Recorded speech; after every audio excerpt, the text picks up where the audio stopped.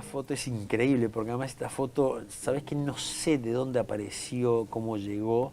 Aquí estamos en el avión volando desde Mendoza a Malargüe. En el trayecto ese, Melorga, que creo que son 300 kilómetros, aquí el avión venía volando en ese trayecto. Acá íbamos en el avión toda alegría, todo jolgorio, a disfrutar la vida, 20 años. El impacto fue impresionante, el avión venía bajando, venía descendiendo, todo el tiempo descendiendo con los motores moderando, suaves, y en un momento sentimos los motores a fondo, como que le pedían subir y levantar, quiso levantar el avión y no llegó a levantar, y pega de panza contra la montaña. Ahí se parte a la altura de las alas. Toda la gente que iba en ese lugar se mueren y quedamos de las alas para adelante, ese gusano que es el que se desliza para abajo hasta que se detiene el avión. ¿Cómo pudieron sobrevivir ustedes? ¿De qué se alimentaban? Bueno, sobre ese tema, sí, no contestar. Nosotros nos cedían los alimentos para que estuviéramos fuertes a los que hacíamos las excursiones, y fue realmente racionar a muerte. Los demás comían poquísimo y no había casi comida. Nosotros nos habíamos enterado el 23 de octubre, nos enteramos que no nos buscaban más.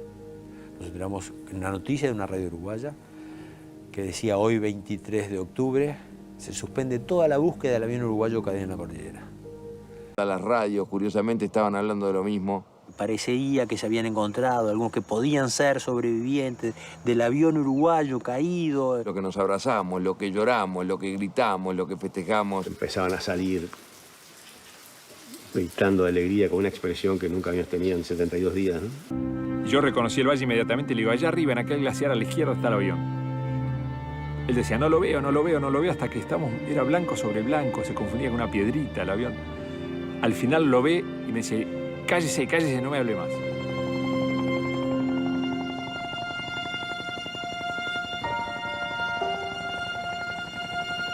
Y una parte emocionante, nos abrazamos y lloraban ellos, gritaban, y nosotros también lloramos. Yo me acuerdo que yo, Lucero, el otro caballero, todos lloramos ahí. Parecían como, no sé, como que ellos hubieran vuelto a la vida, no sé, una cosa tan especial que demostraron. Cuando nos fuimos alejando dentro, con ese estado de alegría, de felicidad intensa, de repente a todos nos dio una tremenda nostalgia y tristeza de lo que estaba dejando, de todo lo que habíamos vivido,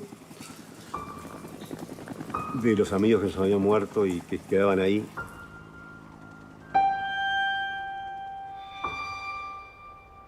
Estábamos dejando una especie de aprendizaje nuevo de algo, de una semilla de algo que nos quedó. Una sensación de dejar un mundo en gestación, una especie de nuevo entendimiento de las cosas que no las habíamos llegado a decantar todavía. Siempre digo que a mí, en lo personal, hablar de Malvinas me llevó casi 7 años. El fútbol me salvó la vida a mí, por un montón de cosas, porque era la motivación que tenía para volver, aparte de lo sentimental, ¿no? De la familia que dejaste, de que te vas. Yo volví de la guerra, volví bien. Ahora, siempre me quedó la duda de decir, en condiciones normales, con una continuidad de entrenamiento, ¿podría haber seguido jugando al fútbol? ¿Podría? ¿Lo podría haber hecho? Venimos de una guerra. Y lo que nadie dice la sociedad, que nos miran, nos respetan, pero siempre hay un dejo. Ojo que viene la guerra, ¿eh? Ojo que viene la guerra. Malvinas me sacaron la pelota y me dieron un arma. En esos 74 días que estuvimos en Malvinas, parece que hubiesen pasado 5 años más o menos. Envejeces mucho. Hasta llegué a pensar en que si me llegaba a pasar algo, una herida en una pierna y no podía volver a jugar al fútbol, no quería volver. Compañeros que quedaron, hubo otros compañeros que no volvieron como habían ido. La sensación que me queda a mí es que yo salí adelante, pero lamentablemente la mayoría no salió adelante. Quizá forzados o no, pero dimos nuestras vidas. y después tenemos que seguir viviendo. Y vos ves ahí que hay una foto de un muchacho que no está más. Y hay un montón que no están más.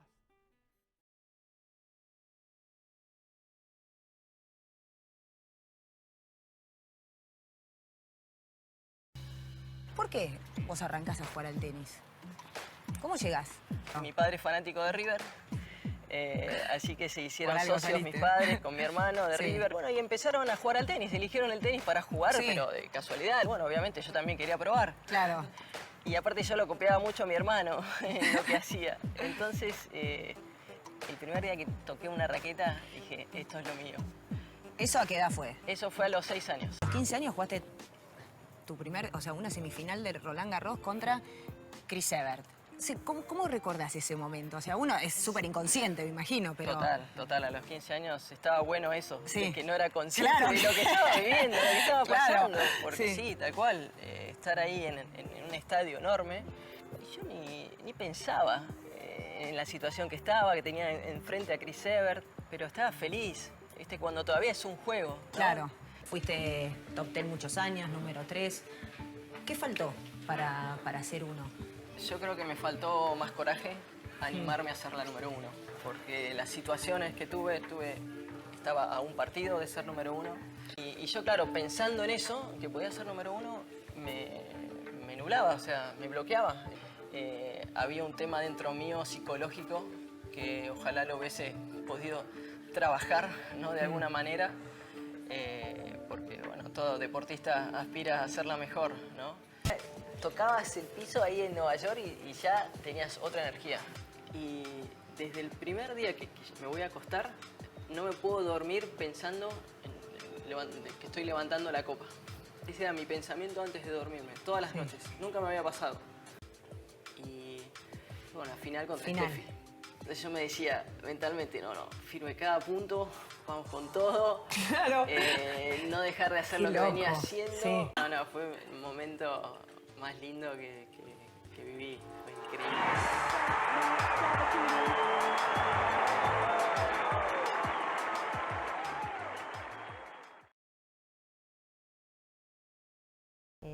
Yo desde muy chiquita empecé haciendo deporte de contacto. Empecé a los 7 años ya con... O sea, me gustaba mucho poder ver y practicar ese deporte. Empecé haciendo full contact a los 7 años, ya a los 12 años ya fui cinturón negro, a los 14 años campeona sudamericana. Y la verdad que, bueno, en Formosa fui muy conocida, muy promocionada también, porque era una de las pocas deportistas en ese momento, ¿no? Que realmente llegaba a un título sudamericano, ¿no? Somos chiquitas, las nenas decimos, bueno, ¿vos qué vas a hacer cuando seas grande? Y una dice, bueno, yo voy a ser doctora, maestra jardinera, así sucesivamente. Y yo, cuando me tocaba a mí, yo decía, yo voy a ser campeona sudamericana de full contact. O sea, siempre estuvo en mi cabeza el de ser una deportista de élite. Yo siempre aclaro cuando a mí me preguntan qué es lo que yo más valoro del deporte, por ejemplo. Y yo siempre les digo que el haber logrado justamente la reglamentación del boxeo femenino, pero también el reconocimiento de la gente, de la sociedad y de todo lo que tenga que ver con el área del deporte y la gente también, ¿no? A ver, he aprendido que no siempre debemos confiar en el jurado. A ver, sigo aprendiendo, yo sigo aprendiendo, a pesar de 20 años en el boxeo, sigo aprendiendo que hay gente que no ve las mismas cosas que uno ve arriba de un ring, que hay gente que tiene diferentes motivos por el cual utiliza ese poder que tiene también, y que cada uno sabrá en su conciencia darle una respuesta, ¿no? Yo en particular considero que las cosas lo hice muy bien y que si bien ahora voy a seguir entrenando el doble todavía, justamente el doble de motivación voy a tener para poder recuperar lo que es mío. Sigo manteniendo ese sueño de retirarme como campeona mundial, por eso ninguna pelea perdida me va a hacer que yo decaiga, todo lo contrario. Y es más, yo pienso que me voy a ir cuando yo considere necesario y no cuando alguien me quiera jubilar.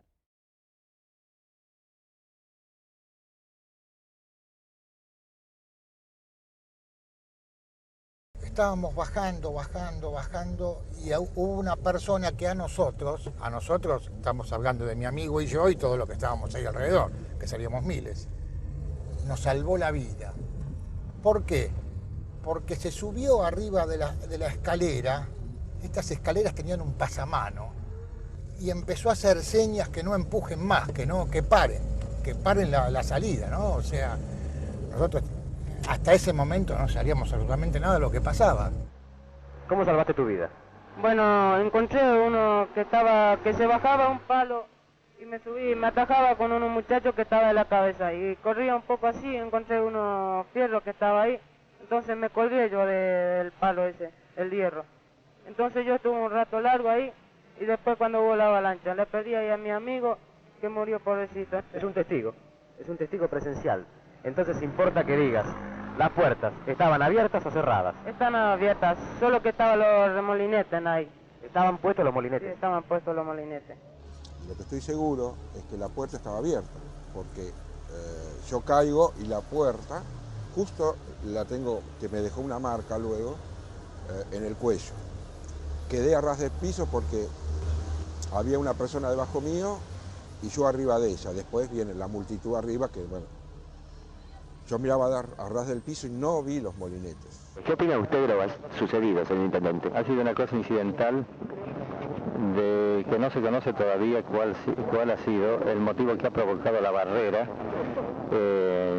y que ha dado origen a esta catástrofe. Al otro año jugaban Boca y River en el Monumental nuevamente.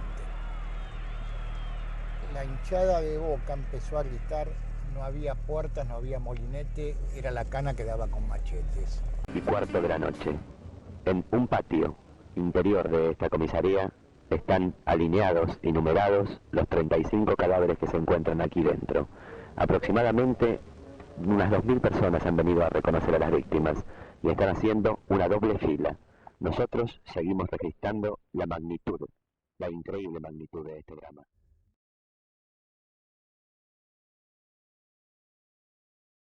That time, 1989, there was crushes at the game all the time. There was overcrowding, so it was just part and parcel of what happened at the game, especially a cup semi-final at a neutral ground. In the 80s, that's what it was. We've seen it I've been to the Bernabeu in the 80s, and you know, people get squashed when they stand. Supporters went to the stadium that day as they would do any other day. They arrived in good time, apart from people who delayed. There was problems on the road getting there. Came late to the end, and there was queues outside, which you could see footage, police on horseback trying to move people. Según se acerca el inicio del partido, la muchedumbre se multiplica, pero habrá otro problema añadido. A la hinchada del Liverpool, mucho más numerosa, se le asignó el fondo más pequeño del estadio. Para ellos fue Leppings Lane, con capacidad para 14.600 espectadores. The gate had been opened by the police, and the fans, they all followed each other into the central pen. There's no organisation, there's no way to direct you. All you just, everyone's just heading towards this tunnel. And there was no one to redirect them, and the volume of fans going down that tunnel into pens that were already full led to the disaster. That was the moment when it all began to go wrong. Police opened the gates, everyone just like surged forward, and this is the tunnel where most of the people headed for, straight behind the goal, and there were just crowds and crowds of people here. I went to the right-hand side, to the terrace. The majority of the crowd came down and headed for this tunnel. And as it got more and more congested at the front. You know, I was stuck in there for about 10 or 15 minutes, just going back and forwards all the time, and I managed to get out.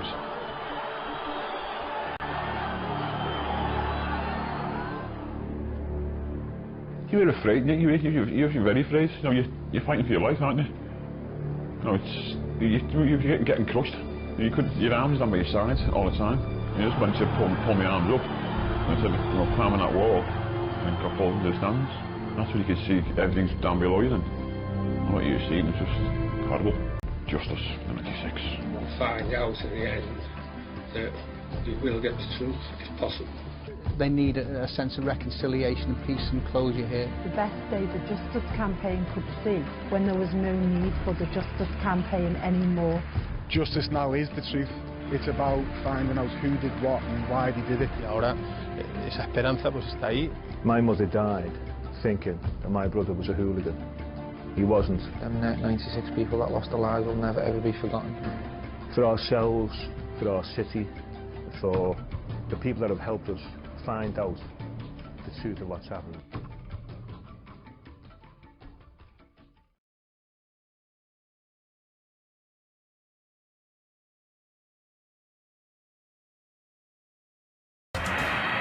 Interminable presenta el calzado exacto para cada deporte.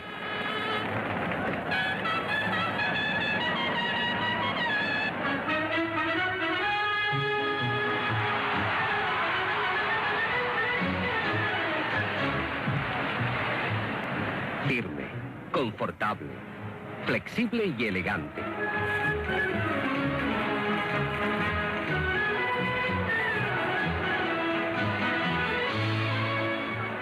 Alta velocidad con mayor resistencia. Construido en cuero flor.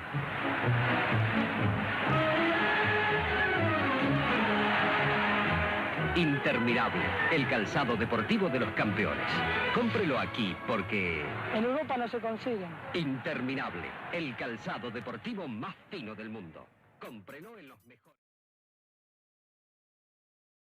Uno de los grandes emblemas del ascenso, Karlovic, porque fue un jugador muy especial, muy particular. Yo creo que hay un dato, más allá de la carrera de él, que por diferentes razones, por su poco apego al entrenamiento también, en algún sentido, en aquella época muy bohemio, no pudo trascender más allá de Central Córdoba de Rosario, que formó grandes equipos en diferentes momentos, y pasó por otros clubes, se inició en las inferiores de Rosario Central, alcanzó a jugar un partido en primera. Bueno, pero el hecho básico de la carrera de Karlovic, o Karlovic, nunca nos vamos a poner de acuerdo cómo se dice, fue el partido amistoso que jugó la selección argentina antes de viajar al Mundial de Alemania. Jugó Argentina contra el combinado rosarino y jugaron 5 jugadores de Newell's Old Boys y 5 jugadores de Rosario Central.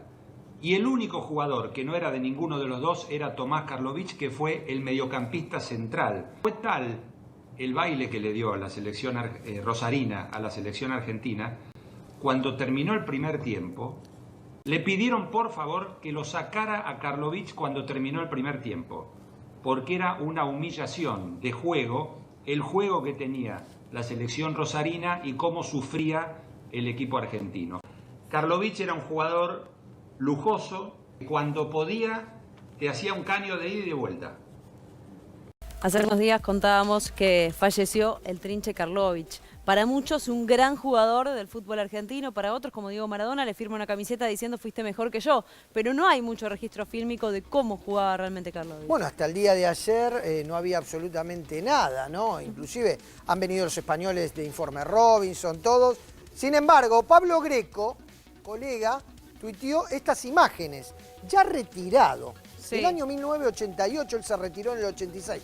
Así jugaba al Trinche. Esta noche juega al Trinche, decía el mítico, el talentoso, aquel soñador. Bueno, ahora lo podemos ver. El Trinche se vuelve como si fuera, yo qué sé, algo mágico, algo de Disney World. Realmente jugaba muy bien, Lo que pasa, creo que, no sé si decirte la palabra vagancia a la hora de entrenar, hizo de que quizás no llegara a lo más lejos que puede llegar un jugador. Si él se hubiese dedicado como profesional, digamos así, como dice la palabra, a ser ese jugador de fútbol que, bueno, que fue, pero a otro nivel, yo creo que hubiese, bueno, yo no sé si jugaba tanto como Maradona o podía haber hecho tantas cosas como Diego, pero